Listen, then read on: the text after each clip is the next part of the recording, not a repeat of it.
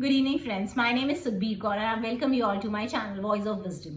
आज हम एक स्टोरी की बात कर रहे हैं जिसमें एक गार्डनर है, वो स्कूल में काम करता है और उसकी बेटी भी वही स्कूल में पढ़ाई करती है। तो गार्डनर स्कूल में काम कर रहा है, all of a sudden peon भागते भागते आता है और प्यून उसको बोलता है आपको प्रिंसिपल मैम ने बुलाया है। गार्डनर बहुत डर जाता है और डरते डरते प्रिंसिपल मैम के ऑफिस में पहुंचता है। जब वो प्रिंसिपल मैम के ऑफिस में पहुंचता है, प्रिंसिपल मैम उनको एक लेटर देती है। वो और डर जाता है। वो बोलता है ma'am I am very sorry, मैं सॉरी बोलता हूँ, लेकिन मैंने अपना काम बहुत अच्छे से किया है, कभी किसी के अगेंस्ट डिसरिस्पेक्ट नहीं दिखाई है और मेरे कोई कंप्लेन किसी को भी नहीं होगी करके, और सॉरी बोलने लगता है सामने से। प्रिंसिपल मैम बोलती है रीड। वो बोलता है मुझे पढ़ना नहीं आता है मैम। तो प्रिंसिपल मैम बोलती है ओके, टीचर को बुलाइए, वो पढ़ेंगे इनके लिए। टीचर आती है, टीचर बोलती है हमने आपकी बेटी को ऐसे लिखने बोला था for mother's day and this is what she is written. और टीचर पढ़ने लगती है। ऐसे में लिखा होता है बच्चे ने कि जब मैं छोटी थी ना, जब मैं बॉर्न हुई थी, तब मेरी मदर की डेथ हो गई थी, तो मुझे बहुत अनलकी कंसिडर किया गया था। लेकिन मेरे फादर ने मुझे हमेशा लव एंड सपोर्ट दिया है। सब मेरे फादर्स के साइड से प्रेशराइज कर रहे थे मेरे फादर को सेकंड मैरिज करने के लिए, बट मेरे फादर ने नहीं की बिकॉज ऑफ मी। उनको मेरा ध्यान रखना था, इसके लिए उन्होंने कभी सेकंड मैरिज नहीं की। इतना ही नहीं, जब वो लोग ने बोला कि अगर आप शादी नहीं करोगे तो हम आपको डिसोन कर देंगे, उनकी फैमिली ने, तो फादर ने सब कुछ वहाँ छोड़ दिया। उनका जितना भी लैंड था, उनकी जितनी भी प्रॉपर्टी थी, सब वहाँ छोड़ के वो यहाँ आ गए सिर्फ मेरे साथ। जब मैं छोटी थी वो मेरे को लेकर ये यहाँ आ गए, और तब से अब तक वो इतनी मेहनत करके मेरी छोटी छोटी जो ज़रूरतें हैं मुझे उन्होंने सब दिया है। इनफैक्ट इतने अच्छे स्कूल में भी वो पढ़ा रहे हैं मुझे।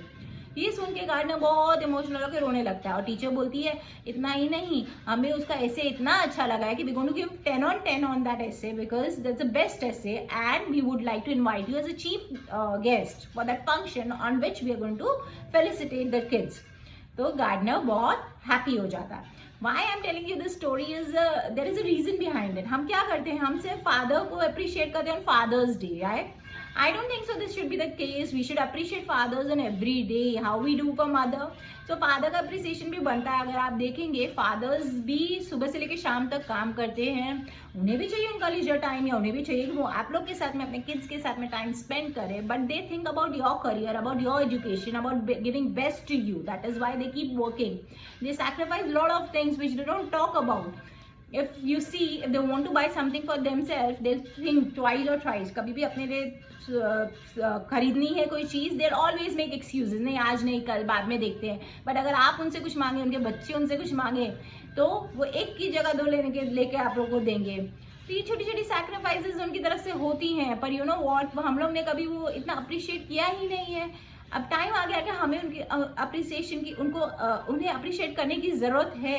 Let's start appreciating our father because they are not only on Father's Day but every day, because they are also as important as our mothers are, and we are lucky to have, if we have both of them, then trust me, you are lucky, you are the luckiest among all, and keep them as a treasure।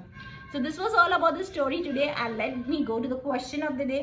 Today is 10th January and let me know which day is celebrated as 10th January। on 10th January हम कौन से day को celebrate करते हैं? You can write it on YouTube channel, you can comment on the YouTube channel, or you can WhatsApp me, whatever is feasible for you। I'll see you again, till then bye bye, take care, stay safe।